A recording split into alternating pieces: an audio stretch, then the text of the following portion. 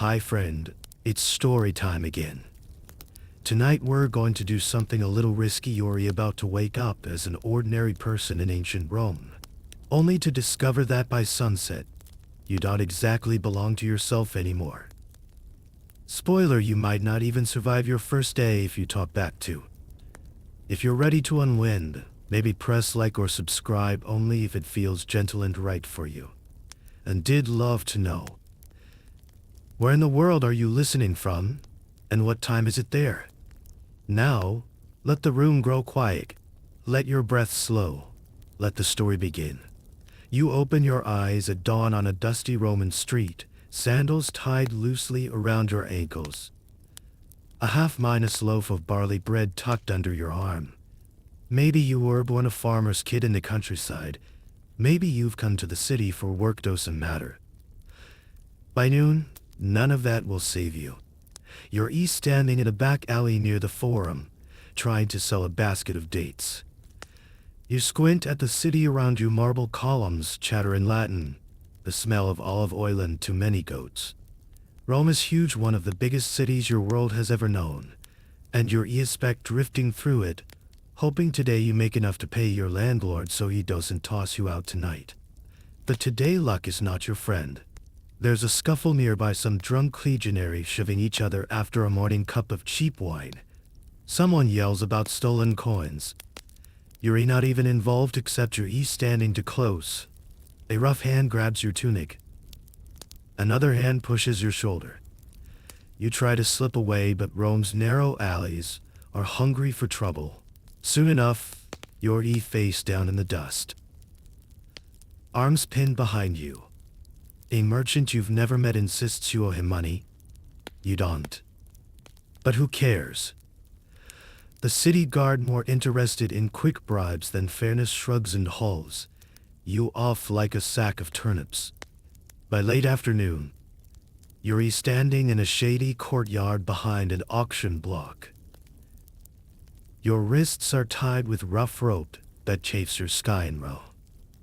There's a row of you men. Women, a boy no older than 12, a Greek girl trying not to cry, and an older man who once swore he'd die free. You wish you could believe that right now. I rotund slave trader, bald, but with a fancy red cloak, pokes at your shoulders, your teeth, your hands. He lifts your chin roughly, squints at your eyes as if he's checking whether you're worth feeding. In this world, you're not a person anymore. You're a product. A walking, shivering price tag. Buyers drift in, some in fine tunics. Some rougher types with the look of minor landowners. They circle like crows. One squints at your ankles, guesses whether you're strong enough to carry water jars uphill. Another jokes you'd make a decent kitchen helper if you don't drop the pots. None of this is about you, your name. Your dreams, the stories your mother whispered when you were small, those stories fade the second you're tied to this block. One of the oldest records we have of Roman slave auctions says they were often held near the Forum or at designated markets. The signs hung around your neck listing your qualities: age, strength, origin. Historians still argue whether these signs were always accurate. Many sellers lied outright, claiming you spoke Greek fluently or had skills you barely knew about. One odd bit of trivia. Some slaves were made to stand on revolving platforms, slowly turned like roasting pigs so buyers could see every angle. Dignity not included. You stand there for hours, under the sun. Your throat dries out, your knees wobble. One by one, people next to you are prodded, bartered over, sold off. You hear coins clink. Watch papers side with a wax seal you'll never touch. Some buyers look gentle enough, a lady in a pale stole who wants a nurse for her toddler. Some do not. Hard-minus-faced men who run olive presses in the provinces, or tiny mines where daylight rarely reaches. At last, it's your turn. The trader shoves you onto a wooden platform. You look out at the sea of buyers, men and women who see you as a risk, an investment, maybe a bargain. The trader calls out your best features like a street hawker selling fish. Strong arms. Good teeth. Not too old. Will follow orders. Probably. A short man in a dusty brown tunic eyes you and nods. He raises two fingers. A tiny bidding war flickers between him and other by a heavy-set woman with gold rings on every finger. But she shrugs first. The man in brown wins. He tosses a small purse to the trader and scrawls his mark on a clay tablet. Just like that, you belong to him. Your freedom is now his to lend or keep or break. The chain comes off your wrist only to be replaced by your new master's firm grip on your shoulder. He doesn't smile. He doesn't explain where you're going. He just nods to the trader, tugs you forward, and your feet leave the auction dust behind, stepping into a life you never asked for. And so, the day you thought you'd spend selling fruit in the for amends with your shadow following behind a stranger, through the Roma streets your name. Your old life, trailing behind you like dust in the breeze. And somewhere in the back of your mind, you think, how did I get here? And how will I ever get out? Your feet take long before you see where you're going. The man who owns you now, your master, whether you like the word or not, walks with a pace that doesn't care if you stumble trying to keep up. The city shifts around you as you pass through crowded streets and tight alleys, dodging carts piled with amphorae, stepping over stray dogs stretched out in patches of sun. Rome doesn't pause just because you've lost your freedom. Rome barely notices. Your new owner finally turns off the main street, down a quieter lane lined with tall, creaking apartment blocks where whole families live stacked on top of each other like clay pots. You half expect him to drag you into some damp basement, but instead, he stops at a tall iron gate that opens onto a modest domus. A single-minus family house. Not the marble mansion of a senator, but not the rat-infested ruin you feared either. Small comfort. Inside the gate, a courtyard waits square and sunlit, with cracked mosaics underfoot and a fig tree dropping tiny fruit that no one bothers to sweep. Your master doesn't waste time. He barks something in Latin too quick for you to catch, and a boy about your age appears from a side room, carrying a jug of water that looks heavier than he does. The boy glances at you with eyes that say, "Don't ask me for help." Then HES gone again. You stand there, sweat drying on your arms, dust still clinging to your ankles. The master finally turns to look at you properly, his eyes calculating, like a man trying to figure out whether a mule will pull a plow or collapse halfway through. He mutters that you'll do for now. He says your name doesn't matter here if you behave. Maybe he'll call you Fidelis, Felix, or any other name he likes. You swallow hard, tasting your old name vanish behind your teeth. One odd little fact about Roman slaves many were renamed on arrival. It was a way of reminding you that your old life was exactly that old. Over, forgotten. Some masters liked ironic names: Felix for lucky, Onesimus for useful, even if you weren't either. Some slaves got Roman nicknames that stuck for generations. Historians still debate whether this was mostly practical or purely humiliating. Maybe both. He claps his hands, and another figure appears older than the boy. Wrapped in a simple tunic, eyes lowered. She's a housekeeper, made he once free herself. Now so used to this life that her voice is soft and flat when she tells you to follow her. She leads you past the little atrium with its cracked fountain, once fancy, now just a trickle. Past a dining room where faded frescoes flake off the walls like dry leaves. You catch a glimpse of the master's wife, a tall, thin woman with dark hair pinned in a careful coil, fingers glittering with tiny rings. She glances up just long enough to decide you're not worth a second look. The housekeeper, she says you make all of her Olivia, stops at a small room at the back of the house. It smells faintly of oil lamps and damp cloth. A straw mattress sits in one corner, flat as a wilted cabbage leaf. That's your bed now. Next to it, a chipped clay bowl and a jug of water. Livia gives you a piece of bread, so stale, you nearly crack a tooth. but you eat it anyway. Hunger, you learn fast. Doesn't care about dignity. Livia doesn't waste words. She tells you you'll help with chores, carry buckets from the well, sweep the atrium, scrub the mosaic floors when the master's dinner guests spill wine they never clean up themselves. If you work fast and keep your mouth shut, you'll eat well enough. If you steal, run, or talk back, she doesn't say what happens. She doesn't have to. Outside your little cell of a room, you hear muffled voices, other slaves moving quietly through the courtyard. Some laughing under their breath when they think no one important is listening. You catch words you almost understand, a joke, a complaint about the master's stinginess, a whispered wish for a different life. But the voices vanish as quickly as they come. Trust is scarce here. Historians know that not all Roman slaves lived the same life. Some were chained in fields under burning sun. Some managed fine silk robes in polite conversation, living half in the shadows of their master's social climbing.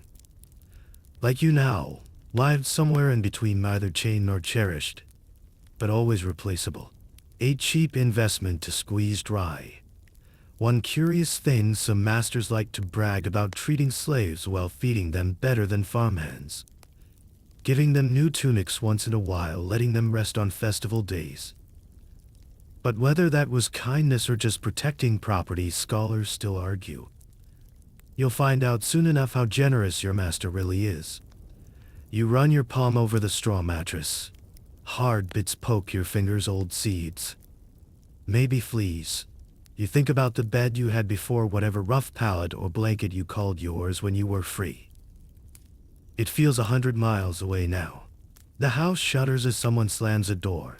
You flinch before you realize you shouldn't. You curl up, knees drawn to your chest, ears straining for the next shout, the next command. Somewhere in this small, cracked room, you whisper your old name once more just to hear it out loud, just to remind yourself you had won. Tomorrow you'll be Fidelis, maybe Felix, maybe nothing at all. But tonight you still remember. Morning in Rome comes early, whether you're free or not, though today, the word free doesn't mean much to you anymore. You wake when the first streaks of dawn slip through the cracks in the clay walls, pulling you from a sleep so shallow you could swear you never closed your eyes at all. For a moment, you forget where you are. Then you roll over and feel the straw poking your ribs, smell the faint soreness of old oil lamps, and remember exactly whose house you're in now. You push yourself up. Knees stiff, shoulders sore from sleeping curled tight. Outside your little room, the household is already alive in that quiet, careful way slaves learn to move, busy, but never loud enough to bother the people who matter. Somewhere in the courtyard, you hear Livia's voice, soft but sharp as a broom bristle, instructing another house slave to fetch water. Pots clink. A broom sweeps dust across mosaic tiles faded from years of sandals. Your stomach growls before your feet hit the floor. Food, what little of it you're allowed, won't wait for you to sleep in. Livia appears at your door, eyes lined like cracked parchment but still keen as a hawk's. She tosses you a crust of bread and a half-minus empty jug of watered wine. Eat quick, she says, then work. You chew, careful not to crack your teeth this time. The bread is yesterday's leftover, hard as a brick but better than nothing. The watered wine washes down the grit and reminds you that for a Roman slave, even sour wine is a step up from plain water, a small mercy.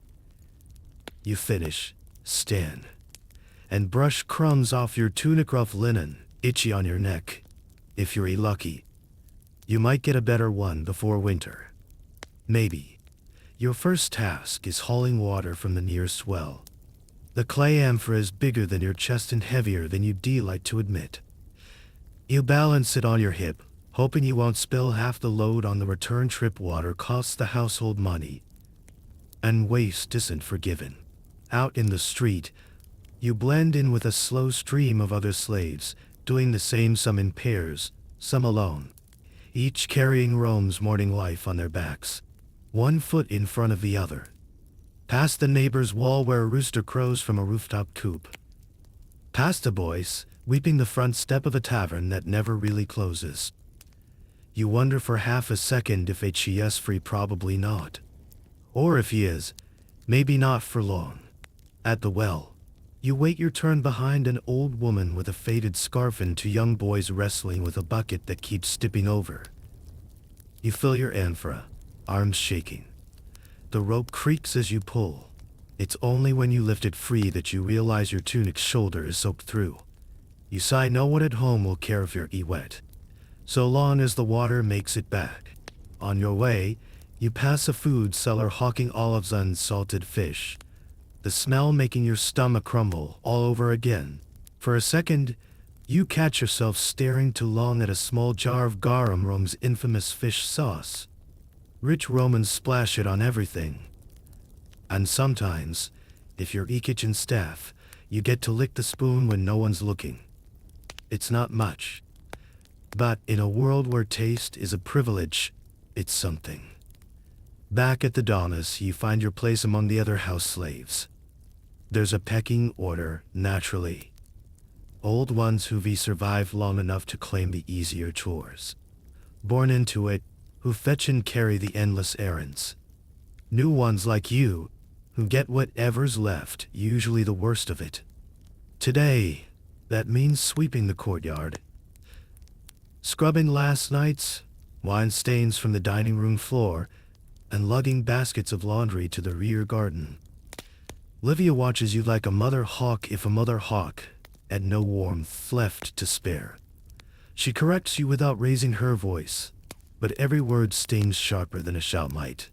You learn fast how to carry a basket without tipping it, how to nod without speaking unless spoken to, how to smile politely when the master's wife drifts by, inspecting you like chess, deciding whether you'd look better polishing her sandals or sweeping ash from her brazier. In the middle of the courtyard, you pause by a cracked fountain. A stubby statue of Mercury stands over the basin, chip nose pointing at nothing. Maybe this fount ungurgled clear and fancy for dinner guests. Now it drips, algae clinging to the stone. You dip your fingers in to flick a bit of grime away. The water's warm already. Rome heats up quickly. A quick note you overhear while eavesdropping. One of the older slaves grumbles that the fountain used to be bigger, that the master's father had plans to expand the house, but wasted the money on bad bets instead. A tiny detail, maybe, but you tuck it away in your mind the way a house breathes its history through the cracks in its walls, the gossip in its courtyard, the stones under your bare feet. In Rome, some slaves live better than the poorest citizen's roof over your head. A scrap of bread every day, maybe even second-hand wine at festivals. Some scholars safe, that's why so many Romans tolerated slavery so easily. Better a slave in a good house than free in a bad one. They de-shrunk. Of course, the ones saying that usually weren't the ones scrubbing floors at dawn. History still debates how good those conditions really were. Maybe you'll have an opinion soon enough. You finish the last sweep of the mosaic, your back aching in a way that feels like it's going to last forever. Someone calls your name. Your new name, the one the master pinned on you like a label on a market crate. You answer without thinking. That's how fast it happens. One day you're EU, the next day you're whoever they say you are. And if you're lucky, nobody shouts your name for the wrong reasons. In the quiet corner near the laundry baskets, you let your shoulders slump for just a second. Not too long. Livia's voice snaps you back to your feet before you can rift. Another job waits. Another floor to scrub. Another amphora to haul. And as you straighten up, you catch a glimpse of another new arrival, thin, wide mind aside, their wrists still red from the rope burn you know too well. You lock eyes for half a heartbeat, no words, just the silent understanding that neither of you owns your name anymore. But at least for now, you're not alone. By the time the sun leans west and throws long slats of gold across the courtyard, you're already bone-midas tired, fingers raw from scrubbing, shoulders sore from carrying baskets back and forth. You didn't know a single house could have so many floors to sweep or so many cracked tiles to polish. But here you are bent over a brush, scraping away at a wine stain that isn't yours. Hoping no one notices, you pause to breathe. When Livia finally gestures that you can stop for a moment, you straighten up so slowly your back pops like dried weights. She nods toward the corner of the courtyard, where a few other house slaves gather in the thin strip of shade beside the kitchen door. You shuffle over, clutching your bowl of porridge, a watery mix of grain and scraps that tastes more like old pot than actual food. But you eat every spoonful because tomorrow you'll need the strength. You settle on the cool stone, careful not to spill. For a moment, no one says much, just the quiet clink of spoons, the faint hum of the city beyond the courtyard walls. Then the soft gossip starts drifting like smoke. Who messed up the laundry last week? Who's gotten the master's wife's cold shoulder? Who's new meeting you? A weary boy beside you, maybe 15, elbows you gently. He introduces himself with a name that's probably not his real one. He says everyone here just calls him Corvinus, Little Crow. He grins like he knows secrets he won't tell. Maybe he does. Between mouthfuls of porridge, he leans closer and mutters that if you're smart, you'll figure out who to trust and who to stay clear of. There's a ranking here. Even in the shadows, some slaves have been around for years, slipped into the master's routines, so while they're like furniture that talks back when needed. Others, like you, are still learning the cracks in the walls, the places to hide a scrap of stolen fig, the looks that mean be quiet now. You scrape your bowl clean, listening more than you talk. Corvinus whispers about an older kitchen maid who sometimes sneaks extra bites to the children when the steward isn't watching, or the big man who tends the garden. He used to be a free tenant farmer until a debt dragged him here. Rumor says he still hides coins in the dirt behind the olive jars. Whether it's true, no one knows. But it makes good whisper fuel when your hands are raw and your back is one wrong bend away from giving out.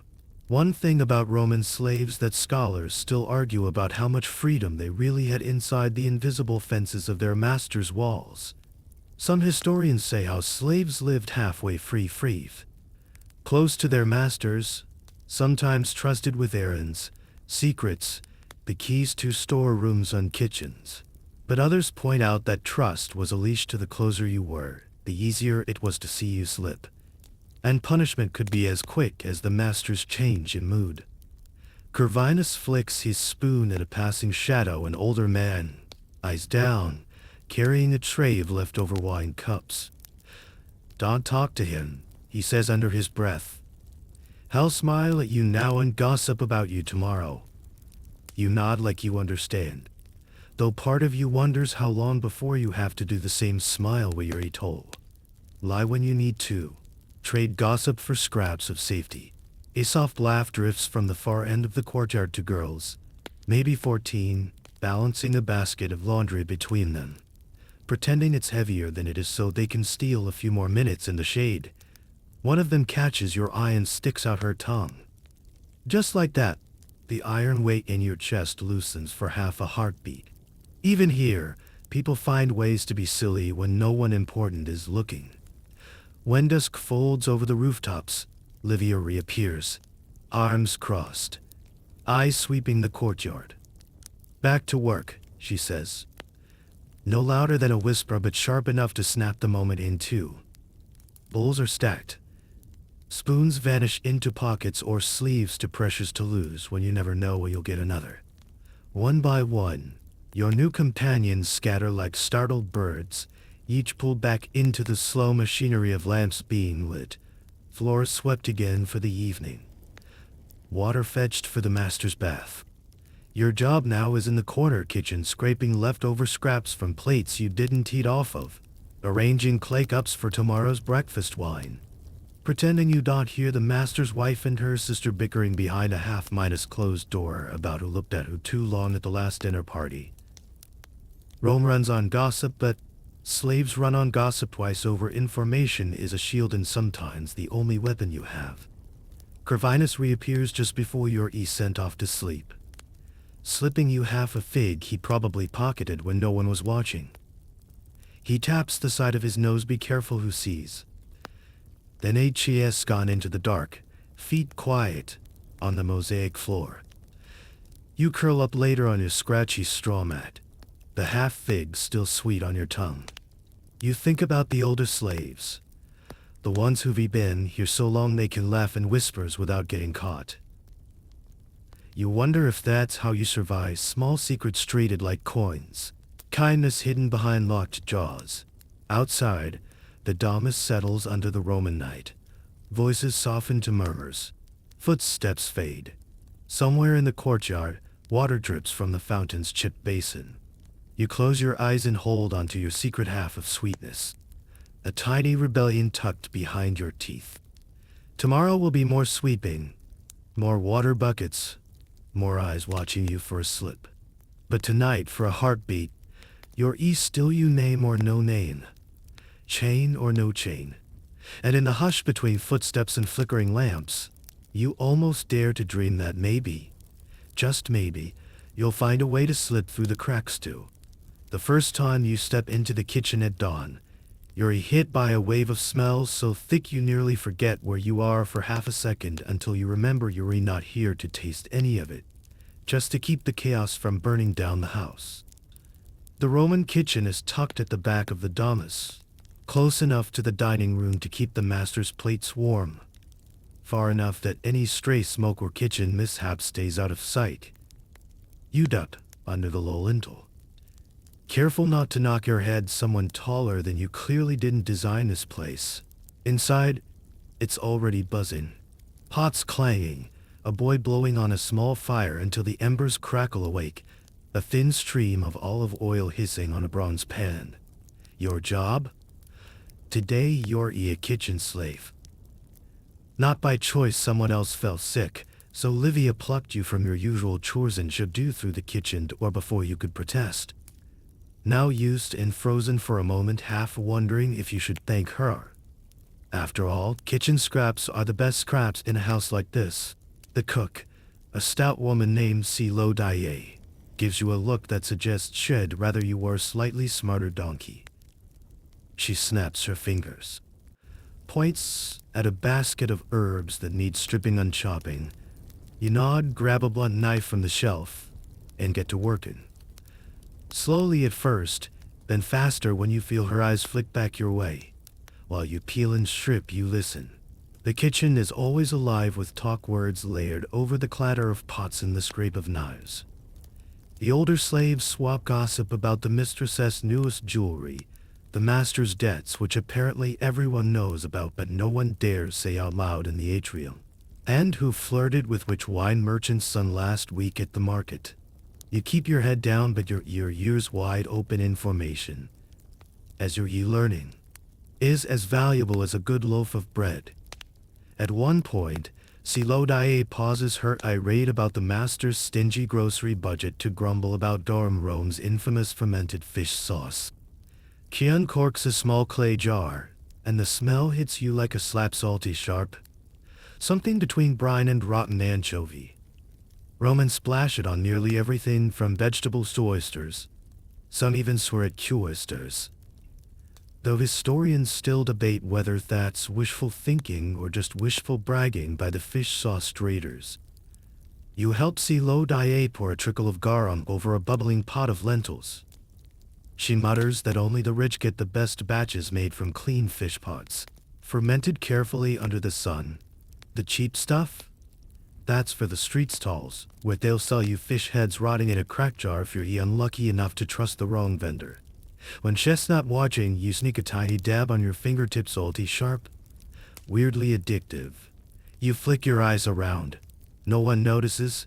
You feel half-minus thrilled, half-minus foolish, risking a beating for a taste of second-minus-rate garum. But when your world is so tightly controlled, every small taste feels like a stolen jewel. Your main job today is simple enough on paper: keep the fire fed, carry wood in when the kitchen boy disappears, stir the pots when Silo Daye barks the order. Wash the grime off amphorae that used to hold oil, wine, or cheap pickled vegetables. But in reality, you learn quickly that the kitchen is a battlefield.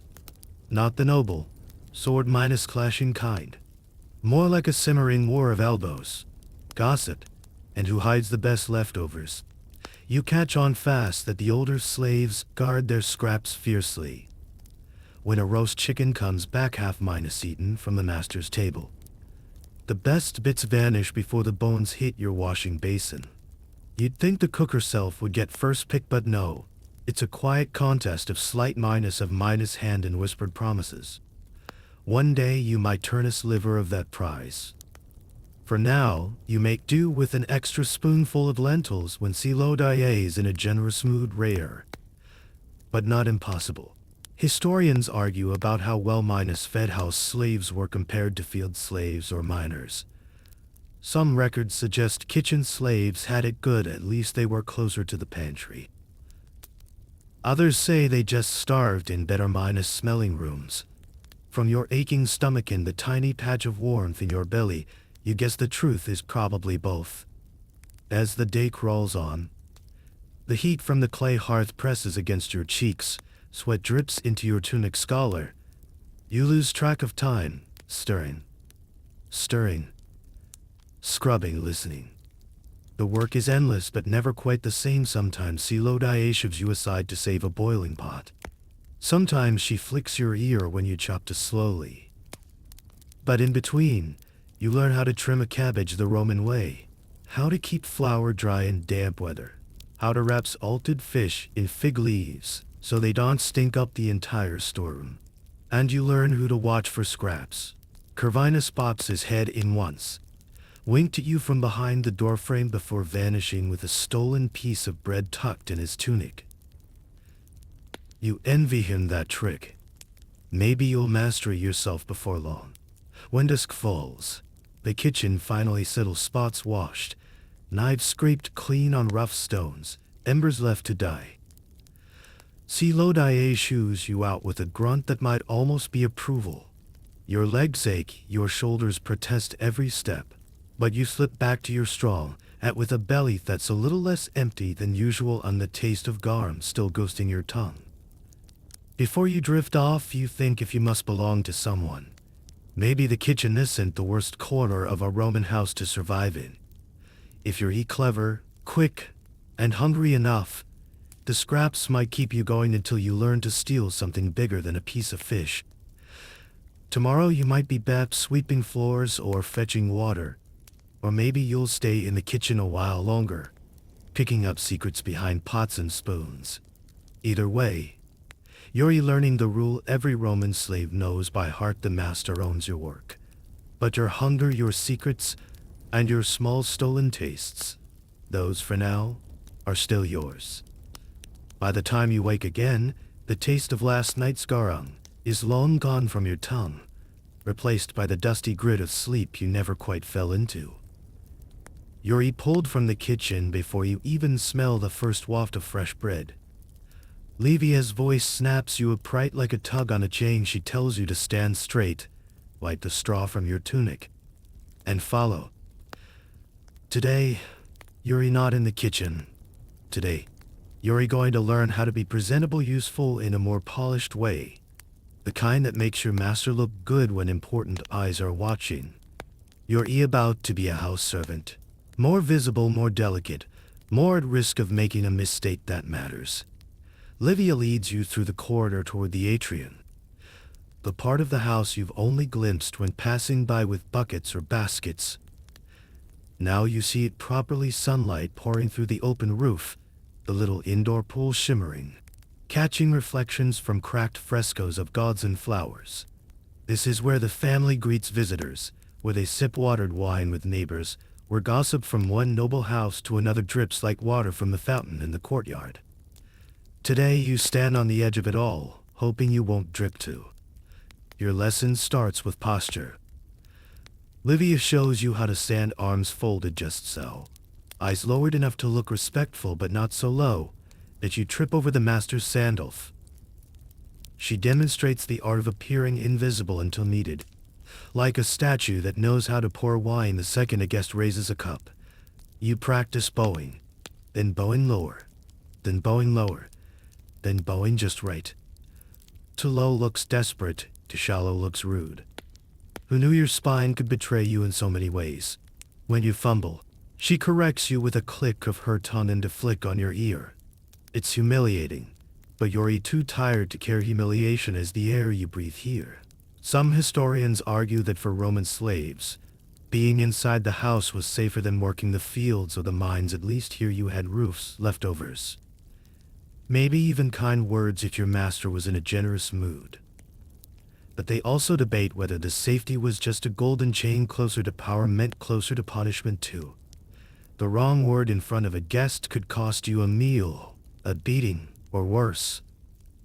And while scholars still can't decide how good a house slave's life really was, you already know safety here is just another job that never lets you rest. After posture comes practice. Livia shoves a battered wine jug into your hands. She gestures at a row of clay cups laid out on a mosaic bench, each painted with faded patterns, birds, flowers. A few rough mythic scenes where a hero looks suspiciously like the master's ancestor. Your job. Pour, steady hand. No drips. Filled to just the right level. Too much is waste. Too little is insult. You mess it up immediately, of course. A thin trickle of wind drips onto the mosaic. Livia sighs like she's been personally betrayed by Jupiter himself. She makes you mop it with your sleeve. You pour again. Again. By the fifth try, your wrist aches, but the cup stands filled to its painted ring. Not a drop wasted. Livia nods. One sprays, Roman style. Your next lesson is the art of listening without listening. When the master and mistress talk, you don't react. No raised eyebrows at family arguments. No smirk when the master brags about deals you know are half-minus lies. If they gossip about neighbors, you keep it safe in the back of your skull like a sealed jar. If they ask you what you heard exactly what they want you to repeat. No more, no less. A house slave's tongue is a broom. It sweeps quietly. Never spills dust where it shouldn't. One odd detail you overhear today: the master is expecting an important guest tomorrow, a minor magistrate who might help with a tax dispute that's making him sweat coins faster than he likes to admit. The household needs to look perfect. The slaves need to move like gears in a well-oiled machine. No squeaks, no slips. You think about that while you practice folding napkins, a small thing, yet one more test you can fail if you rush. Kervina slips by at one point, pretending to polish a lapsman while he shoots you a grin. He mouths, "Don't drop the plate," then vanishes before Livia can see him smirk. You almost laugh. Almost. As dusk cleans in, Livia tells you to stand near the dining room while the master and mistress take their evening meal. You hover like a ghost, wine jug warm in your hand, feet steady on the cool floor. You pour when summoned. You bow when dismissed. You catch whispers about the magistrate's mistress, apparently she's twice as smart as he is and 3 times as dangerous. You file that away with the rest. A tiny flicker of comfort. You spot the leftover scraps headed for the kitchen, where Silo Daye will snap them up like gold coins. If you're lucky, you'll get a crumb later. For now, you stand. You wait. You keep your eyes soft and your ears sharp. When they're done, you carry the empty jug back to the kitchen. Shoulders stiff but head held just high enough to keep your balance. Livia nods once, her version of not terrible. It's almost a compliment. Tomorrow, you'll do it all again: pouring, bowing, owing, folding, listening. If you're lucky, the master's guest will be in a good mood. If you're not well, you've learned how quickly small mistakes echo through a house like this. Back in your corner of straw, you let yourself breathe.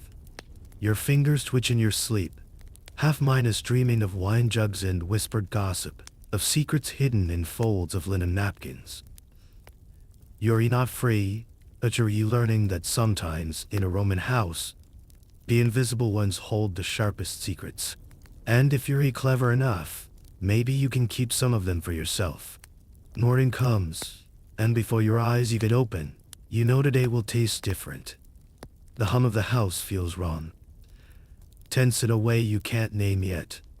You sit up on your straw mat, back cracking like dry branches, and listen. Footsteps in the corridor, heavier, quicker, sharper.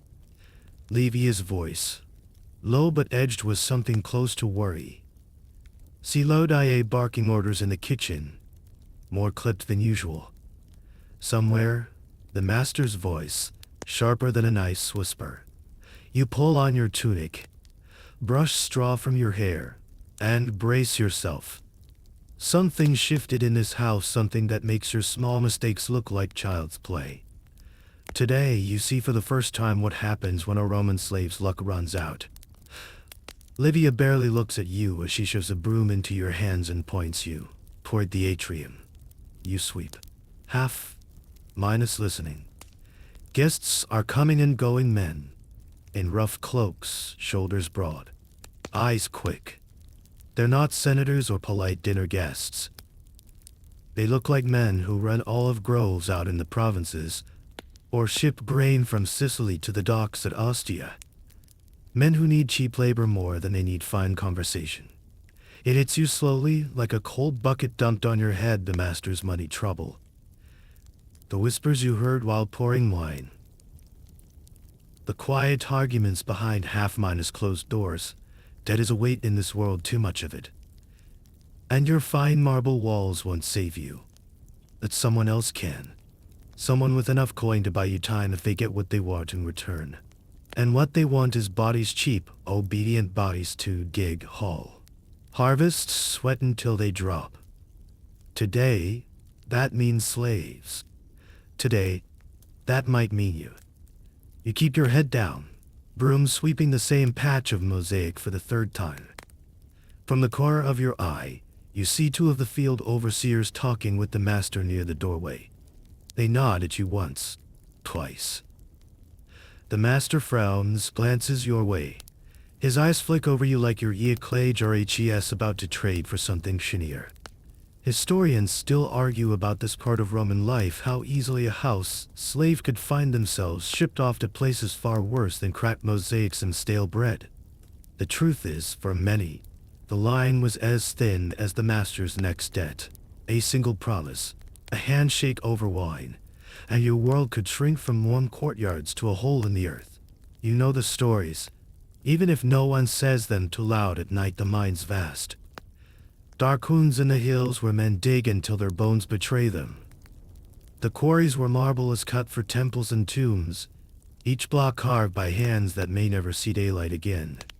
Some say mining slaves live shorter than the tools they hold. Scholars debate if that's an exaggeration. You'd rather never find out. But there's more: the galleys. Long, low ships creaking with sweat and salt. Chained to a bench, or your hands. Back bent to the whip's hiss. Some say the sea air keeps you alive longer. Some say it just carries your breath away faster than the mines ever could. Corvinus slips by you while you sweeps. No grin today. No wink. Just a glance that says, I know too. He tips his chin toward the kitchen. Get there if you can. Hide if you must. You nod, but your feet feel nailed to the mosaic.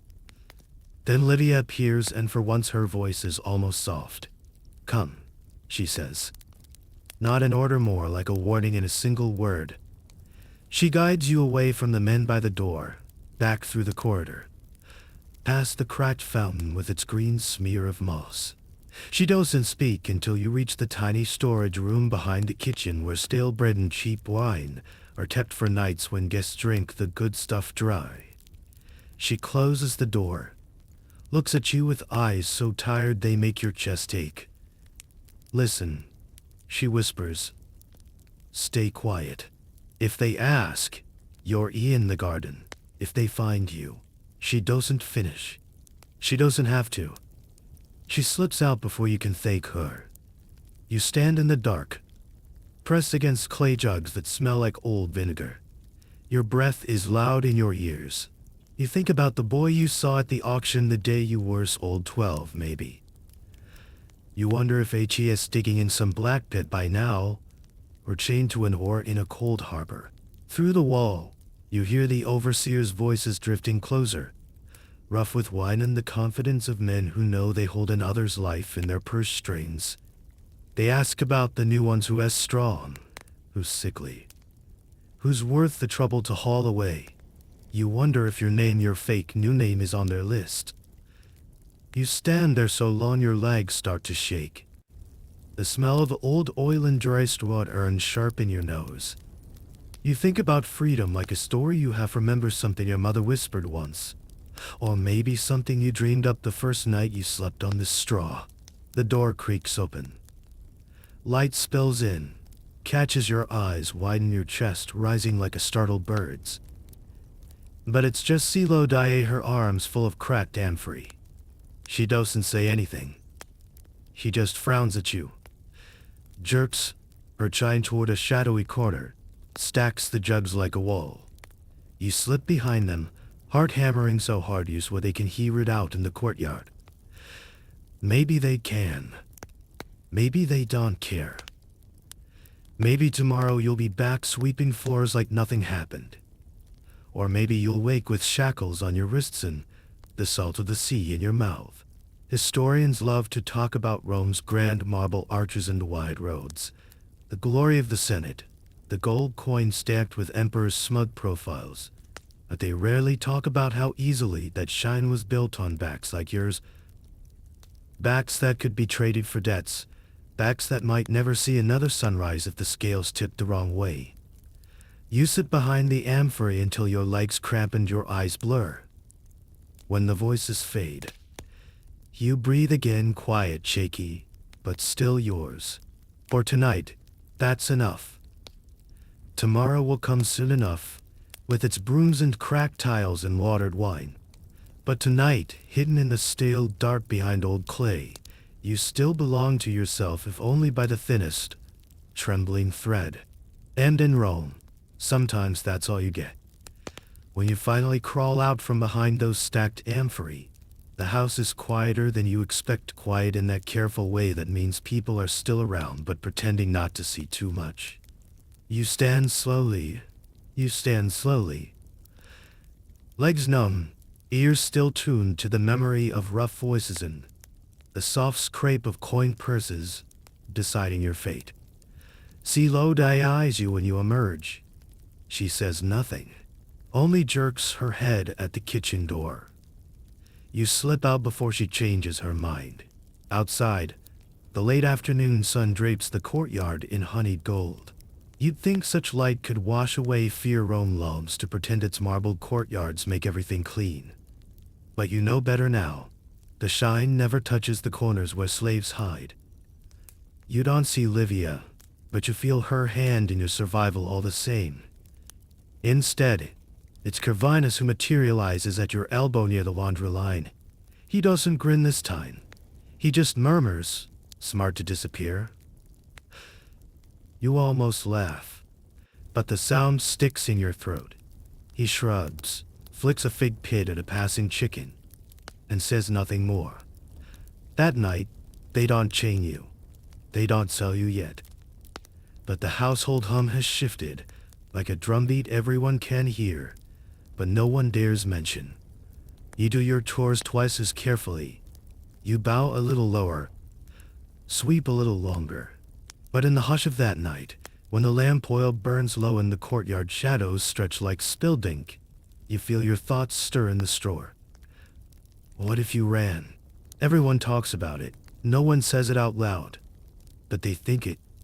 When their wrists burn from rope, when they hear rumors of someone's brother who slipped away at dusk and never came back. There's no true map for escape, just tiny whispered hints. Half-minus believed stories traded like secret charms under moonlight. They say there's an old woman near the cattle market who helps runaways slip onto merchant wagons headed south. They say the temple guards sometimes look the other way. If you slip them a silver coin, though how a slave gets a silver coin is another story. Historians today still debate how many slaves actually ran, or even dreamed of it. Some say it was rare, too risky. Others believe Rome's roads were laced with hidden footprints that never made it into any official scroll. You lie awake, replaying the stories Corvinus dropped between shores. A girl who hid in a hay cart for 3 days, made it all the way to the coast, vanished onto a Greek raider ship. Or the old gardener who saved up tiny copper scraps for years, bribed a stable hand, vanished into the hills. Did they make it? Did they get caught? No one knows. That's the cruel truth. The only runaways you hear about are the ones who never come back. Yet tonight, you think about it anyway. What would you take? Not much. Your tunic, maybe a spare scrap of bread. Maybe you'd swipe a dull knife from the kitchen when Silo Die isn't looking. A water skin from the courtyard well. The rest you'd have to beg or steal on the road, if you made it past the gates. If you slipped by the night watch. If no one sold your name to the overseers for a single coin and a scrap of favor. It should scare you more than it does. But fear is soft now, replaced by a strange warmth in your chest, a tiny flame you press your palm against in the straw. Not a plan yet, just a seed of one. Later that week, you test how bold you can be. You slip out to the back garden when no one's watching, crouch near the olive jars where the old gardener used to hide coins. If the rumor is true, you dig under a cracked pot. Nothing, just cold dirt. You laugh under your breath, bitter but almost relieved. Maybe the coins were never there. Maybe someone found them long before you did. Still, you watch. You listen. You learn the guards' habits at the gate. Who naps when they shouldn't. Who talks too much after an extra cup of wine. You don't move yet. Rome's roads swallow fools whole if they leap too soon. But your feet itch now when you stand too long in one place. One night, Corvinus sits beside you near the cracked fountain. He flicks crumbs to the mice darting through the shadows. Thinking about it, he asks so low you're not sure you heard right. You don't answer. You don't have to. He smirks, more sad than sly this time. He says, if you do it, take the north road. The marshes hide footsteps. The hounds hate the smell. Then he stands on, vanishes into the kitchen, his silhouette swallowed by the flicker of oil lamps. You breathe deep, the fountain trickling at your elbow. Stars scattered above the courtyard like tiny coins you'll never hold. Maybe you'll never run. Maybe tomorrow you'll wake and pour wine again, sweep the same cracked mosaic. Smile when the master glances your way. Or maybe you'll keep the seed alive, water it with secret whispers. Warm it with the soft knowledge that even here, under someone else's roof, you can carry a piece of yourself that no master's coin can buy. Historians write that Rome was built on slaves, stone by stone, field by field, road ship by ship. What they forget to say is that Rome was built on small, quiet rebellions to billions to words. A fig tucked under a tunic, a coin hidden in dirt, a half-minus formed plan whispered behind a cracked fountain. In the dark, you lie back on your straw mat, hands tucked under your head, the night cool against your cheeks. The walls still stand around you, strong as ever. But inside, you feel a tiny door. You've built yourself, small, fragile, invisible to everyone else. And for now, tonight, that door stays unlocked. Sleep finds you in pieces these days, short snatches of dreaming broken by every creak in the hallway. Every whisper of Levi as sandals across the stone floor. Dawn arrives whether you rest or not, and when it does, you roll up from your strong mat, brush the dust from your elbows, and pretend you'd feel the restless ache of too many nights spent listening for footsteps in the dark. This morning, the household wakes slower than usual. No fancy guests expected. No grand dinner to prepare. But that only means the master's attention has room to wander. And when his attention wanders, it lands on you and everyone like you. Slaves with just enough life in them to squeeze more work from. Livia pulls you aside before the sun to fully climb the courtyard walls. Her voice is sharp but not unkind, never unkind. Really, just practical, the way a butcher is kind to his best knife. She tells you the master was the main hall scrubbed top to bottom, walls and all. Not just the mosaic floors you already know by heart today. It's the plastered walls that trap the summer dust and the fades from too many smoky oil lamps. She hands you a bundle of old cloths, a wooden bucket, a crumbly block of cheap soap. Don't waste water, she mutters, as you haul your load through the corridor. And don't trip on the frescoes if the paint runs. It's your hide. You nod. You wish you could joke that you're learning more about cleaning than your mother ever taught you. But the joke catches in your throat. Not here. Not today. The hall is bigger than you remember from your glimpses pouring wine. In daylight, the cracked murals show their age. Bright birds, tangled grapevines, tiny painted gods peeking through chipped corners. You wonder whose hand painted them decades ago. Maybe they were a slave too, a Greek artisan bought cheap in a market far from home. Maybe they dreamed of freedom in Brusterkozapin faded reds and yellows that only you notice now while you scrub. You dunk the cloth. Squeeze it nearly dry, wiping careful circles that smear more than they clean. Over your shoulder, the master's wife drifts in now and then, trailing a faint perfume that doesn't quite mask the sour edge of old wine. She watches you work, eyes drifting over your bent shoulders like chess, inspecting a garden pot for cracks. Sometimes she points out a spot you missed. Sometimes she says nothing, just sighs and turns away, robes whispering over the tiles. Once, she asks your name. You answer without thinking, bow your head. She hums in vague approval and glides off, already forgetting the syllables you answered with. Behind you, a soft shuffle of feet.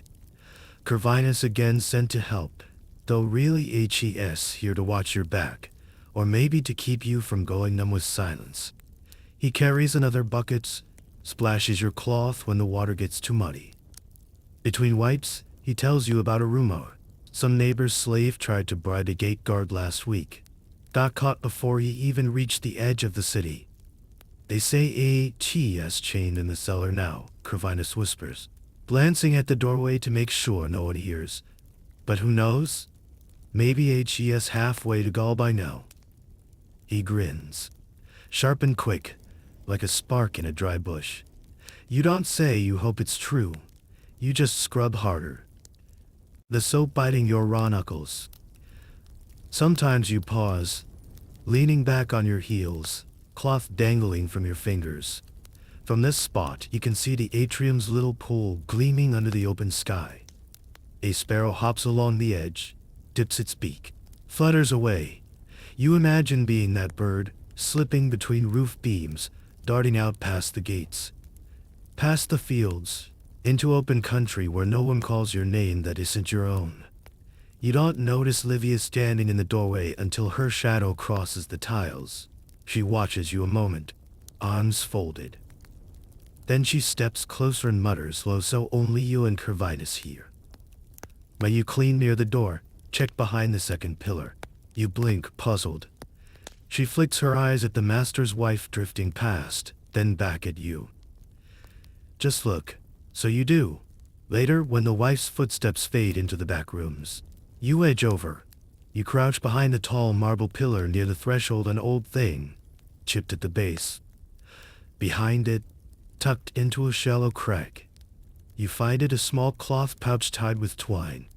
Heavy for its size, you press your thumb to the knot, heart thudding. Copper coins. 4, maybe 5. Not much to a Roman matron, everything to someone like you. You slit the pouch deeper into the crack. You don't take it. Not yet. Not today. Corvinus sees your wide eyes and doesn't ask. He just smirks, taps your elbow once like a promised layer. You work till dusk, fingers numb, cloth raw with dust and soap grit. The hall gleams in the lantern glow when you're done. The master's wife passes through once more, nods her in at the spotless walls, says nothing about your name this time. You bow just the same. That night, Back on your straw mat, your whole body hums with tiredness that feels different, sharpened by something tiny and dangerous hidden behind a chipped pillar. You think about what those coins mean. A bride. A gateway. A gamble you might not win. But it's something. A tiny crack in the wall Rome builds around your life. Historians love to write about Roman law, how it bound slaves to their masters, how it measured your worth in coins and deeds, how your body could be traded but your hope never officially counted. But lying here, palm pressed to your ribs where you feel your heartbeat, you know the truth. Hope always finds a crack. Hope hides behind pillars and under floorboards, whispered by tired voices in the hush between footsteps. Tonight, you think about that pouch. You think about your feet, strong enough to run. You think about Corvinus' grin, about Levy's quick nod, about your own name, your real name pressed tight against your teeth. And for the first time in a long time, you don't feel quite so owned. Morning comes softer than you expect. The first pale rays slip through the courtyard, touching the cracked fountain and the worn mosaic you know by heart now. But today your eyes linger on the shadows, Shadows where secrets hide, where cracks run under marble floors, where small rebellions cling like ivy. You get up slower than usual, not out of defiance, but because you're listening for Levy's footsteps, for the soft scrape of Corvinus' sandals, listening for signs that the coins are still there, still yours or could be. When you step into the hall, the air feels heavier. But not because of you.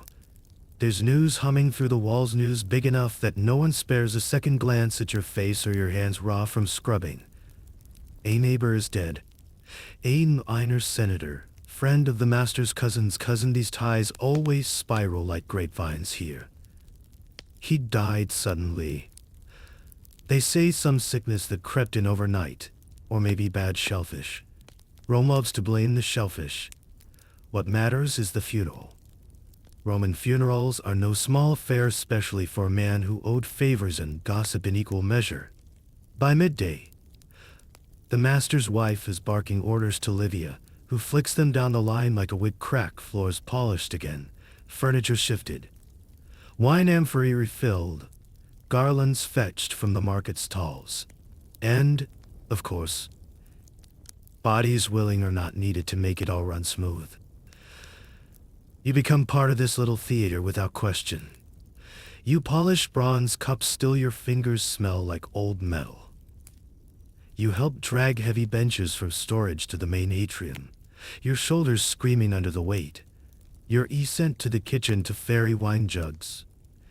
Then to the courtyard to sweep fig leaves the wind keeps dropping like soft little insults. In the swirl of it all, Corvinus slips beside you at the fountain. He doesn't grin this time. HES all whispering quick eyes. The pouch is still there, he mutters, passing you a damp cloth as cover. Livia says wait. Tonight. That last word makes your chest tighten and loosen at the same time. You nod once. Just enough to keep the secret between your heartbeat and his. By afternoon, the mourners arrive. You stand in the background, back against a cold pillar, jug balanced, just so. The master's wife drifts among them in her best stole, voice pitched sweet and soft, grief painted onto her face like the frescoes you wiped clean. The master plays the good neighbor, head bowed, hands wrung, eyes sharp for opportunities that might rise from this sudden loss. A philosopher is among the guests today, white beard, thin sandals, scroll tucked under his arm like a tame pet. He mutters lines of poetry about the fleeting nature of life, how we're all dust under Jupiter's breath. You catch a line here and there while you pour wine for men who only half minus listen. More interested in who's not wearing black than in the dead man's soul. One of them, round minus bellied, gold ring tight on his finger, snaps his fingers at you. More wine. You bow, pour. Bow again. In Rome, grief and gossip flow together like watered wine. Somewhere between refilling cups and carrying out fig-minus sticky plates, you overhear scraps of stories that will feed your thoughts later in the dark. Who inherits the dead man's villa? Who's plotting to marry into his cousin's fortune? Who whispers about debts hidden in the bottom of a sealed urn? You file it away, useless to you for now, but maybe not forever. Historians write whole books about Roman funerals, lavish parades with masked actors pretending to be the ancestors, mourners paid to wail convincingly, torches and perfumes and speeches about duty and glory. But they rarely mention the feet behind it all. Your feet. The feet of slaves sweeping the wax from the floors, lighting the lamps before dusk, clearing away the cypress leaves once the last polite tear is wiped away. By dusk, the mourners drift out one by one, perfumed smoke clinging to their cloaks. The master's wife checks every corner twice, her sharp eyes hunting for stray cups or crumbs that might shame her reputation. Livia appears like a shadow behind her, gathering plates with one hand, pointing you toward the back with a tiny flick of her wrist. You know what that means. You can feel the small, warm pulse of it under your ribs. When the last of the guests are gone, the house sighs a hush that tastes like oil lamps burning low and spilled, wind drying sticky on the tiles. You wipe your hands on your tunic and slip toward the pillar at the edge of the main hall. Your heart thuds loud enough you half expect it to echo off the painted birds on the walls. Corvinus is there first, pretending to scrape wax strips from the floor. He lifts his eyes once question. Permission, dare. You nod, a heartbeat late. Together, you crouch by the pillar. Your fingers find the pouch fast. It's heavier than you remember. Levy is doing maybe, or someone else's kindness. Or maybe luck, for once. Corvinus doesn't reach for it. He just whispers, not tonight. Too many eyes. Hide it in the garden. Olive jar by the back wall. Then he stands, scraping wax again, slipping away before anyone sees two heads too close together. You press the pouch to your palm so tight you swear the coins leave marks on your skin. You stand. You slip it inside your tunic, heart hammering so hard you feel dizzy. Outside, the sky slides from dusk to deep ink. Oil lamps flicker in the corridor. Voices drift soft, Livia murmuring about leftover garlands, Silodie snapping at some boy for dropping a cup. No one notices you in this moment. No one sees the tiny empire you cradle against your ribs. Historians still debate how many Roman slaves ever touched freedom with both hands. How many plotted in whispers, weighed the price of running against the price of staying chained. They argue about numbers, letters carved in old ledgers, rumors tangled in law scrolls. But they never see this: your feet slipping through courtyard, your hand pressed to your chest, your breath shallow but yours alone.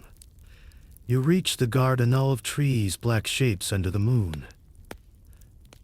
You crouch by the back wall.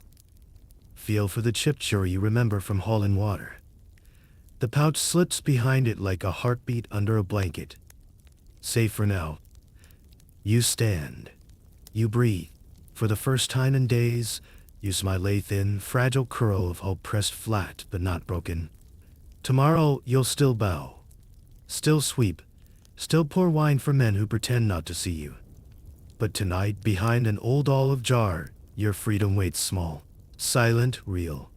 And in this hush, you promise yourself you won't let Rome swallow you whole. The next morning, you wake up with that fragile promise stepped under your ribs like a secret letter you read again and again in your mind. The coins wait behind the olive jar, your little stash of maybe. You half expect to find them gone, whisked away by Livia's quiet hands or Corvinus' quick fingers. A part of you trusts they'd never steal something you can't bear to lose yet. Not from you. Not from one of their own. You rub the straw from your shoulders, run your palm over your tunic to smooth it out. By the time you step into the courtyard, the sun has already begun to bake the stones warm. A sign: Rome is waking up hungry, so is your master's house. Today is no grand funeral day. No procession of mourners and whispering cousins. Today is just an ordinary day, and somehow that feels sharper. Because ordinary days are when the walls remember to tighten. Livia finds you before you finish tying your sandals. She points her chin at the entrance hall where the master's sandals click like a thread on the stone floor. That you're Eid to go with him today. To the city. No questions, no fuss. Your breath catches, because you weren't expecting the outside world this soon. Not like this. Your mind races while you follow. The coin's hidden. Safe. But useless if you don't return. If you vanish now, they're just bits of copper no one will find worth anything. You tamp that thought down, press your feet to the mosaic, and make your face the polite mask you've been practicing for weeks. You stand by the front gate as the master checks the leather straps on a mule cart. He doesn't look at you. He doesn't have to. To him, you're a shadow to carry bags, to run errands through Rome's loud, tangled streets. To you, it's a window, one more glimpse of the bigger world you keep hearing behind the courtyard walls. Historians love to talk about how urban slaves in Rome had it better. Closer to markets, closer to gossip, closer to all those side streets where freedom might slip between the bricks if you work clever enough. But they forget that these city errands wore leashes. To tied to the master's coin, the guard's suspicious eye, the city's endless rumor mill, it'd swallow you up and spit you right back on the auction block if you ran too slow. You sit on the back of the cart, holding a clay jar steady while the mule plods through Rome's crowded veins. Stalls of figs and walnuts spill onto the streets, hawkers yelling prices that change by the heartbeat. You catch snippets of Punic from a sailor passing through.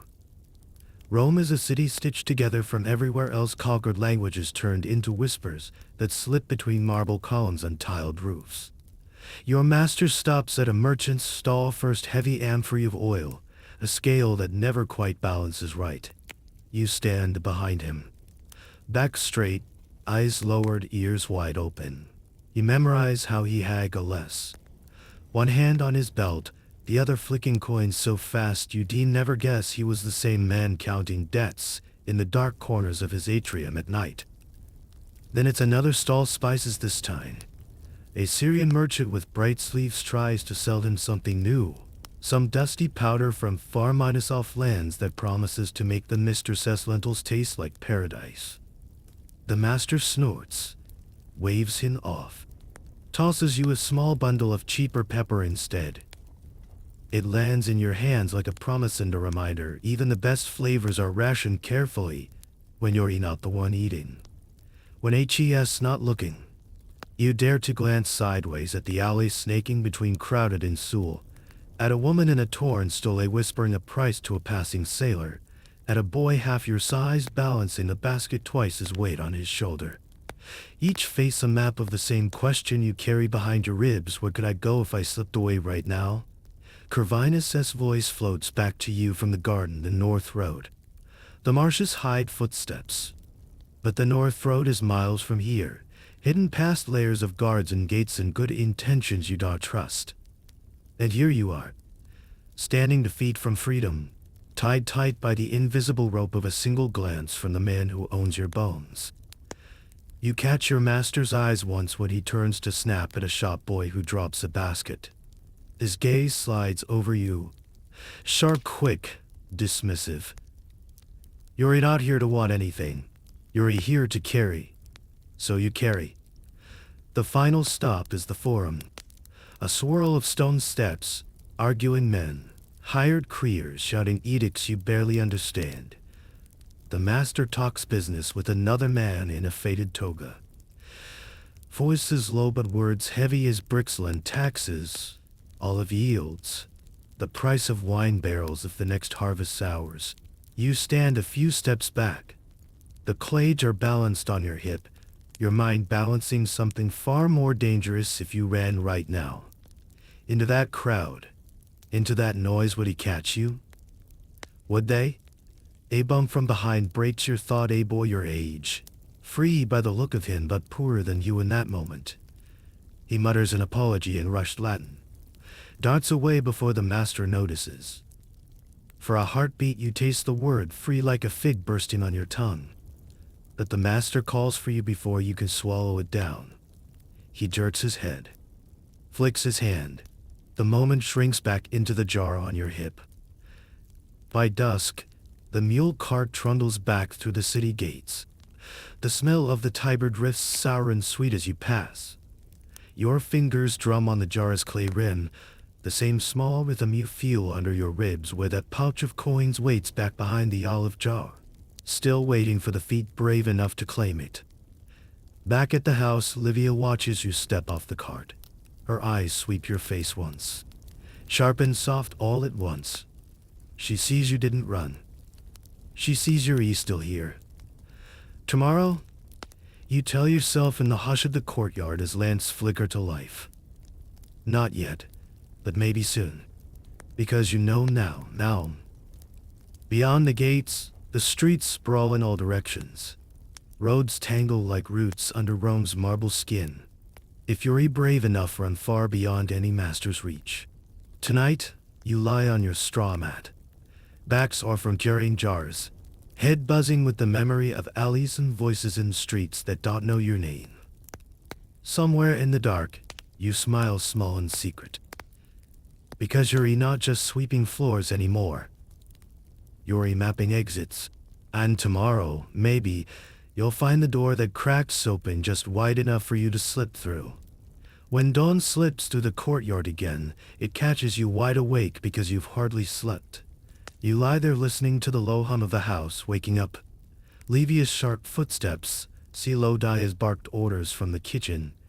The creak of the courtyard gate as the first errand boy slips out into Rome's streets. To everyone else, it's an ordinary day. But to you, today feels like a tightrope strung across a canyon. You rise, brush straw from your tunic, and touch your ribs where the coins are not but could be still tucked safe behind the olive jar. If they're still there. If no one else found them first. You wash at the crack basin near the garden, splashing water on your face that's already sticky with the heat of Rome's summer sun. The water's sharpness reminds you you're still here. Still own, still waiting, still choosing not to run. Today you're assigned to the storeroom cramped, dark corner near the back of the house where sacks of lentils slump like tired old men and baskets of onions sweat into the stale air. It's the least glamorous job in a house like this. But sometimes that's exactly what you want: quiet shadows, corners that listen but don't talk. Livia appears at the door, eyes scanning the rows of jars and sacks behind you.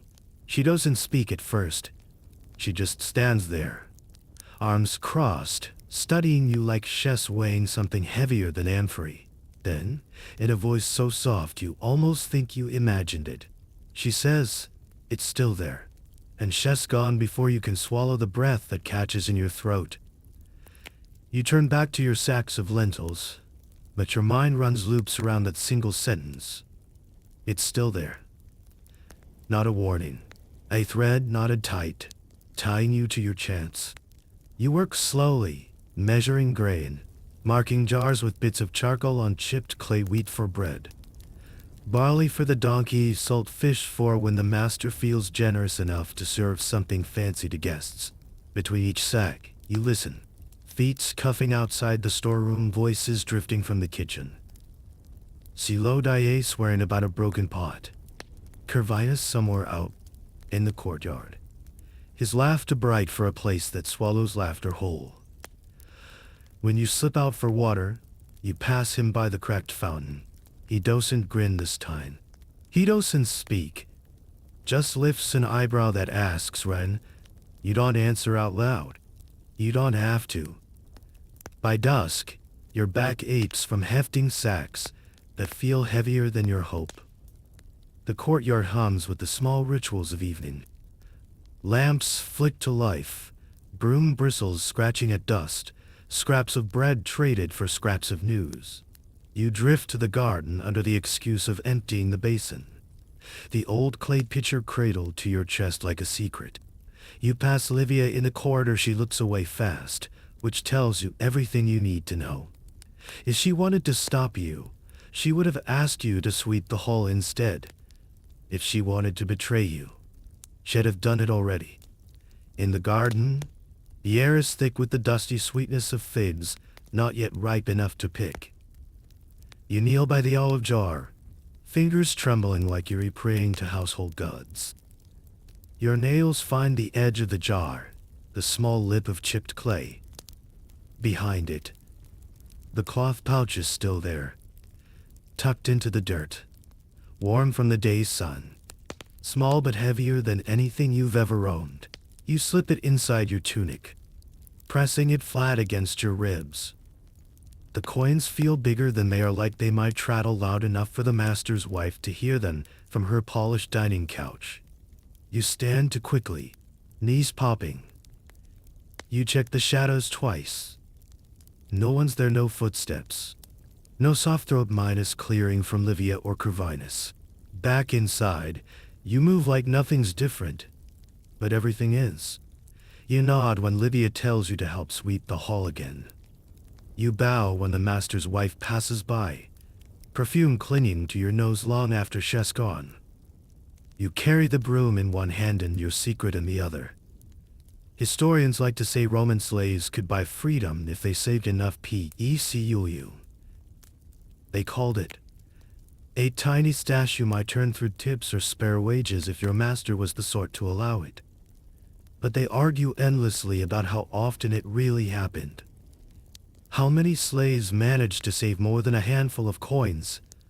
How many masters kept their promises when those coins were offered back? Some records say a lucky few did buy their lives back, walking out through Rome's gates as freedmen, new names inked onto dusty tablets.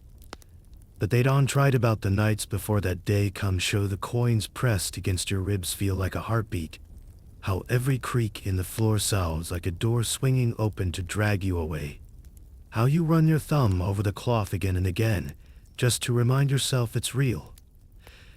That night, you lie awake on your straw mat, breathing slow. Your ribs rise and fall over your hidden pouch, small and warm like an ember tucked under your skin. You don't sleep. Not really. You drift in the thin space between dreams and plans, between fear and the taste of fresh air on roads that don't yet know your name. Tomorrow, you'll wait before the sun. You'll wash your face at the cracked basin. You'll bow when Livia's voice snaps you to your feet. You'll pour wine if they tell you to. You'll sweep floors you've swept 100 times before. But inside, you'll be somewhere else, standing in the marshes north of the city, feet sinking into soft earth that hides your footprints from the hounds. And when the time comes, when the guard nods off, when the courtyard sleeps, when the roads open their arms, you'll be ready to choose which door to slip through. Tonight, you are still a slave, but you are also a question no master can answer. You don't remember falling asleep, but you do remember the moment you woke, heart drumming so loud you swear the master's dog to courtyards over must have heard it too. The sky outside is still bruised purple. That hush before Rome's rooftops start coughing up smoke from clave ons and street vendors scraping the lids off their olive jars. You press your hand to your ribs. The coins are still there. Not under the olive jar anymore. Now pressed tight in a pocket you stitched yourself from a scrap of old linen. Clumsy stitches, but enough to keep the pouch from falling out if you have to run. You stand slowly, careful not to rustle the straw too much. Across the courtyard, the fountain burbles under its coat of green moss. Somewhere in the house, Silo Daye is already muttering about stale lentils. You hear Corvinus' laugh low, muffled, the shape of someone else's joke drifting through the garden wall. You almost want to smile. Almost. Livia finds you before the sun finishes climbing the courtyard wall. She doesn't speak, just tilts her head, a tiny flick that tells you she sees the way your fingers twitch against your ribs. She brushes a stray thread from your shoulder, like a mother might, or maybe like a general brushing dust from a soldier before sending him off to a battle that might eat him whole. The master doesn't notice you today, or maybe he doesn't care. HES too busy snapping at a young steward about some missing shipment of oil, too busy waving around a wax tablet so old the writing is just grooves in pale wax. He glances past you once and then forgets you exist again. Good. You prefer it that way. You spend the morning doing the smallest jobs, sweeping corners no one cares about, fetching water from the courtyard basin, carrying empty amphorae from storeroom to kitchen. Nothing important. Nothing that pins you to one spot too long. Nothing that says you won't slip away if the moment tilts just right. Curvitus catches your elbow near the well. He hums a tune that sounds older than either of you. His grin is back today, thin but sharp as a sliver of glass. Tonight, he mouths, eyes darting to the corner where the old gardener used to hide coins under clay pots. You don't nod. You don't have to. He sees it in your shoulders, in the way you're already a little too light on your feet. The day drags like a rusty chain behind your ankles. Silo Die barks at you for carrying the bread basket wrong. The master's wife sighs when you pour the wine too slow. A young boy trips over your broom in the hallway and glares at you like you cursed him. You bow. You say sorry. You make your body small enough to pass through rooms like water slipping through cracks in marble. But inside, you keep measuring the distance to the back gate. The time between the lamps being snuffed and the courtyard's last hush. The way the garden wall leans just enough for a nimble pair of feet to climb it, before anyone notices the night is missing one mouth to feed. Historians love to record the biggest gate's famous uprisings. Spartacus and his roaring bands of rebels charging down Roman roads like thunder with sandals. They write whole scrolls about chained gladiators who turned their swords on their keepers. They measure revolts by the mile and by the spear. But what they never quite write down is how the smallest rebellion begins. Not with swords, but with a breath. A quiet promise that tonight means maybe. You evening scraps slower than usual, stretching every bite like it's your last meal in this courtyard. Maybe it is. The bread is stale, the lentils watery. But it tastes like freedom when you chew it slow enough to remember you'll never taste this exact bitterness again if you're lucky. Livia appears just before dusk folds fully into dark. She doesn't look at you. Just leans near the cracked fountain where Corvinus lounges, pretending to watch the courtyard dog chase a beetle across the stones. Her voice is softer than Masta night. Wait till the moon is high. The guards will drift thin, the back wall. She doesn't say good luck, doesn't say goodbye. She just melts back into the shadows that raised her. You spend the last hours sweeping dust you've already swept twice before. Every stroke of the broom is a heartbeat closer to the garden wall. Every creak in the hallway is a reminder that the door to your tomorrow might still slam shut if you flinch the wrong way. When the lamps are snuffed one by one, you kneel by your strong, at for the last time. You press your palm over your ribs where the coins wait. The air is thick with the smell of oil and old cloth, of small hopes packed tight in a house too big to notice your absence until you're gone. Corvinus drifts past one's bare feet quiet on the cold floor. He doesn't speak, doesn't smile. Just flicks two fingers at his brow like a salute you've never earned but need more than anything. The courtyard is a hush now, warm stones cooling under the moon's pale thumbprint. You slip past the kitchen door like breath through a cracked jar. Your feet pad across the garden path you know better than you know your own face these days. The olive jar is empty now, your secret stitched to your ribs instead. The old tree stands like a watchful ghost as you press your palms to the rough wall. One push, one silent prayer. You grip the loose stones where the mortar crumbles like bread. You pull yourself up slow, knees scraping old clay, sandals slipping against the dark. Behind you, Rome sleeps. Ahead an alley, a marsh road.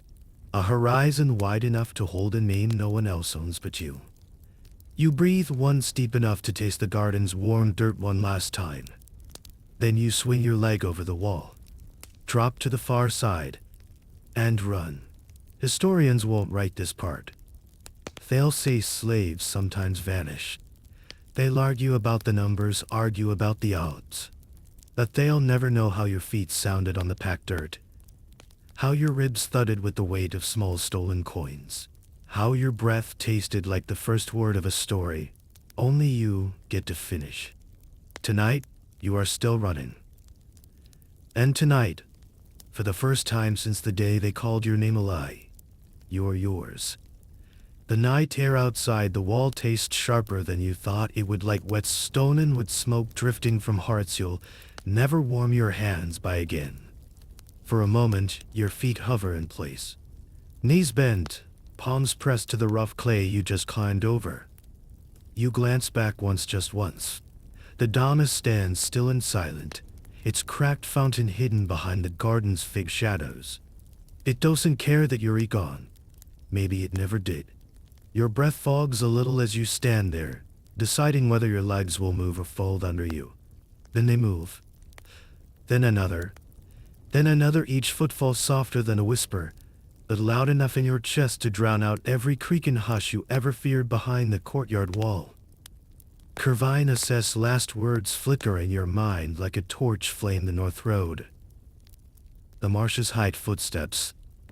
The hounds hate the smell, so you head north. Not the main road where carts rumble and guards mutter and night watchmen flick open lamps to check every face that doesn't belong. You slip into an alley instead, a narrow vein of Rome that winds behind and stools stacked like termite mounds. Windows coughing out scraps of stale conversation and cooking smoke. Here, you're just another shadow moving in the cracks. A dog barks behind a shutter. A drunk sings off mine a ski to a goddess who won't answer. Somewhere a cat hisses, use flat. You duck beneath a rope of drying tunics, your tunic brushing wet cloth that smells like soap and river water. One more thing to carry away on your skin. You think about the coins pressed tight against your ribs. Not enough to bribe every guard you'll meet, maybe not even enough to bribe one. But enough for a crust of bread, maybe a passage on a cart if you find the right liar with a mule and the blind eye.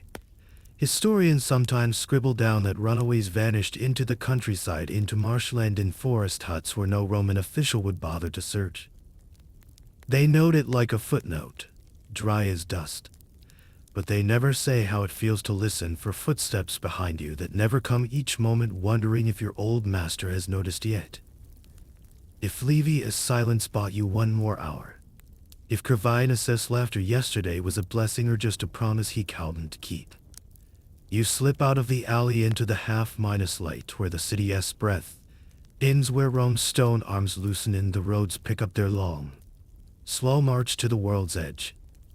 There's the old cattle path that twists behind a half-minus collapsed shrine. The one the market boy said leads past the marshes. You taste the damp in the air before you even see the reeds.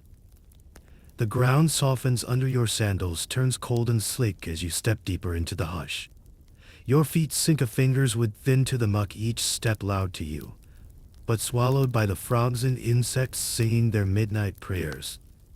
You pause near a crooked willow and catch your breath, chest tight, coins pressing harder than ever against the thin cloth pocket you stitched under Celodia's nose. You laugh so soft the marsh swallows it whole.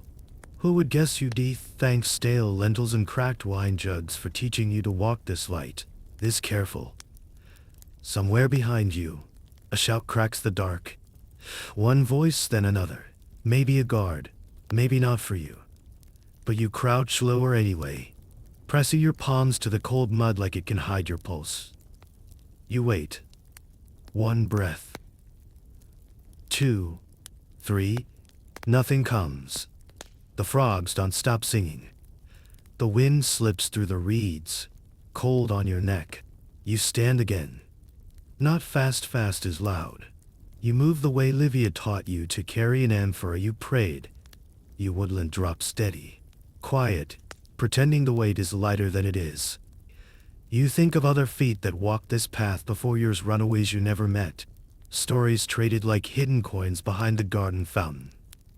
Some caught.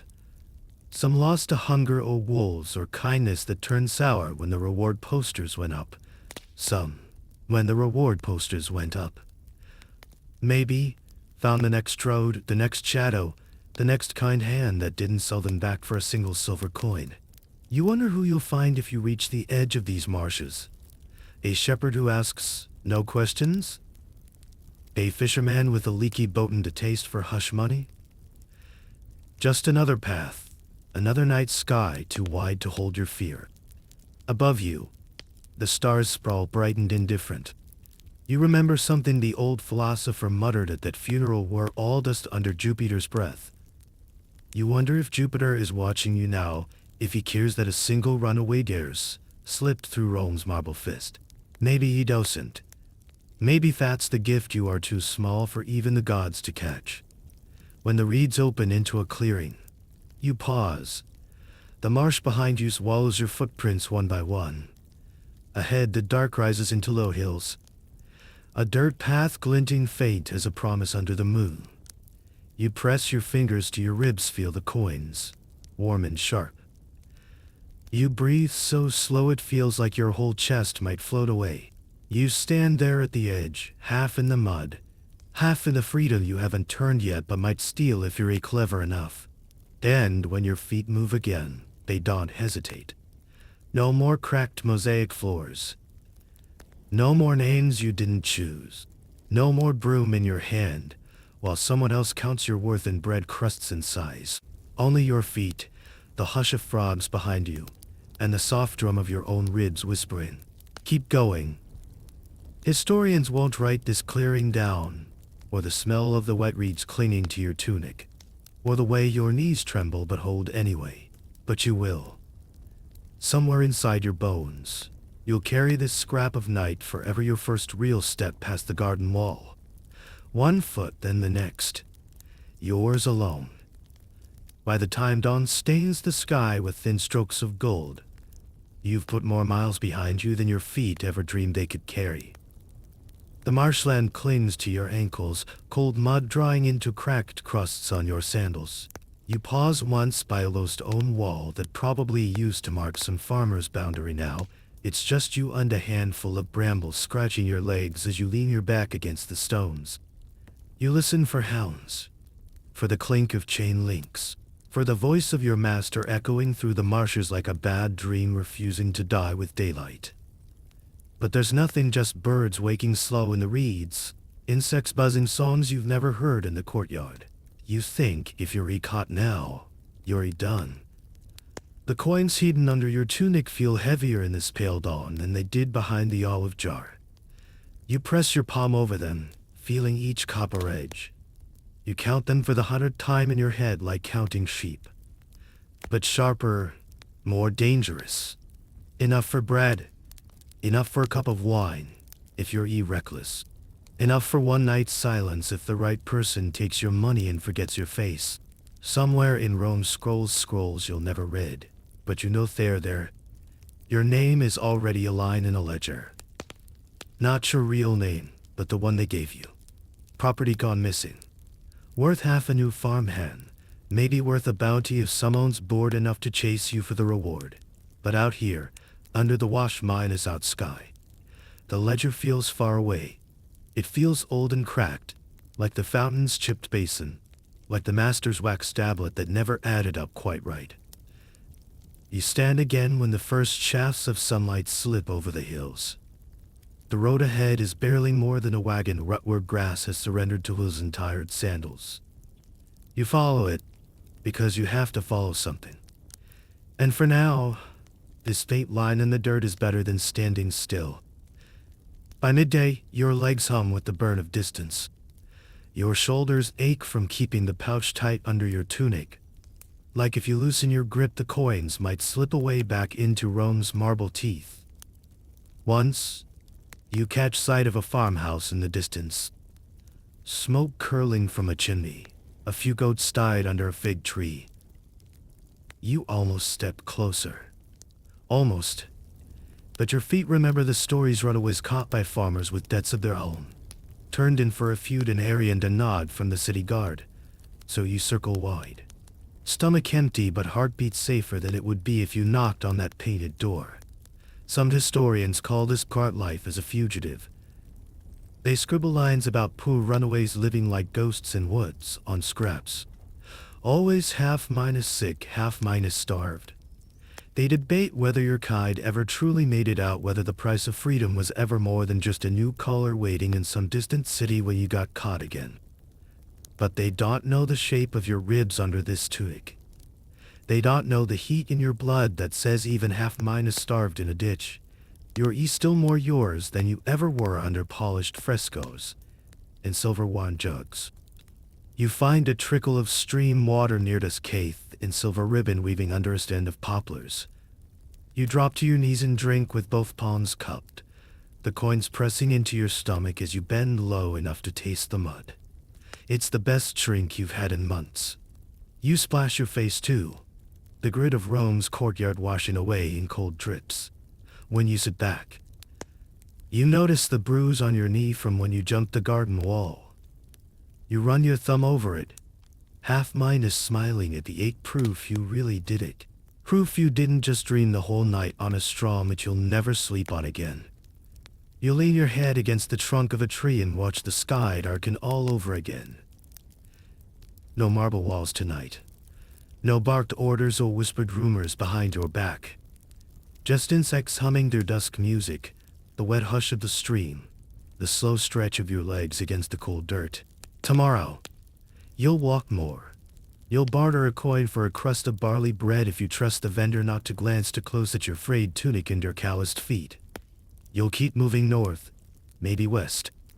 Maybe wherever the road opens its mouth wide enough to swallow you whole and spit you out free on the other side. Will you find work as a free man if the world lets you call yourself that? Will you end up hired by some farmer who asks no questions, so long as your hands know how to sow seeds or swing a sickle? Or will you keep drifting, town to town, name to name, until no one remembers what you were, only who you've decided to be? No scroll will say, no Roman record will keep your secret safe or tell it true. But you will. Your feet will write it in the dust of every mile you walk from here. Tonight you curl on the bared earth under a tree that's never heard your name. Your real name, your hidden name. Your hidden name. You rest your palm over the coins under your tunic. Feel the faint pulse of your own ribs. You breathe slow. You close your eyes. You remind yourself you're not home because home was never yours to begin with. Tomorrow, you keep walking. And tomorrow after that, you stay yours. The wind slips soft through the branches above you, carrying the night's hush into the hollow space where your old name used to echo. You lie there, cheek pressed to the cool earth, listening to the small sounds of a world that, for once, does not own you: the gentle gurgle of the stream, the sleepy rustle of leaves, the faint call of something wild too far to touch. Your fingers rest over the stitched cloth under your ribs, feeling the tiny weight of coins that bought you no guarantees. Only a chance and open road where no master's voice will reach, no auction block will stand waiting like a mouth to swallow your days. Your eyes flutter closed. The air tastes like damp grass and freedom unfinished, like a promise you haven't spoken aloud yet. You drift on that thought that you are still here, still warm enough to dream, still stubborn enough to keep walking when the dawn cracks open again. You let your breath slow, let your shoulders sink into the dirt that holds no memory of your chains. You picture your feet tomorrow stepping quiet through the reeds, past the marsh's last whisper onto a road that winds toward a village that does not know your face. Maybe you will stop there. Maybe you will move on. Maybe you will find a place that needs only your hands, not your name. No historian will write this part, this hush between your heartbeat and the dawn. They will not record how your bones loosen in the cool dark, how your mouth softens into a small smile that no master's voice can reach. But you will remember. You will carry this night folded behind your ribs like the coins tucked tight in their cloth. And when you wake, the road will open again. Quiet and widened doors alone. So rest now. Let the stars hold you. Let the hush keep you warm. Let your breath drift soft, unbothered by walls that will never close around you again.